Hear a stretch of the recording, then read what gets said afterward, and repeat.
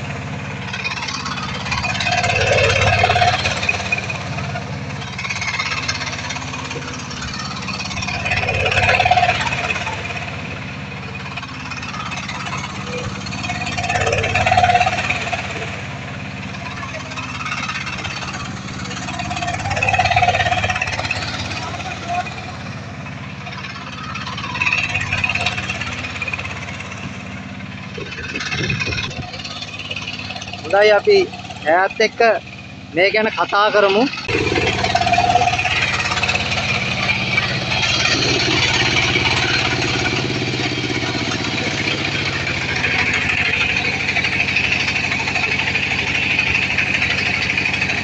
දුව ඔයාගේ නම කියන්නකෝ.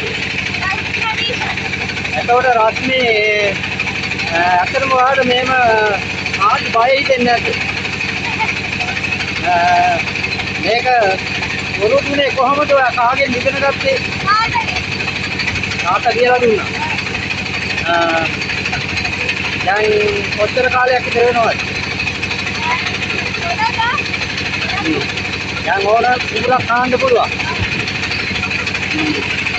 ඇත්තටම අද කාලේ පොල්ලෙකුටවත් බැරි දෙයක් දෙල්ලෙක් කරන එක ගැන ඇත්තටම අපි සතුටු වෙන්න ඕනේ.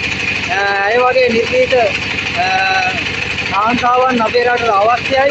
ඇත්තටම මේක බලන අය ඇයට දිරිය දෙන්න මොකක් හරි වැඩ පිළිවෙලක් අපි හදමු කියන යෝජනාව කරනවා. ස්තුතියි වාගේ.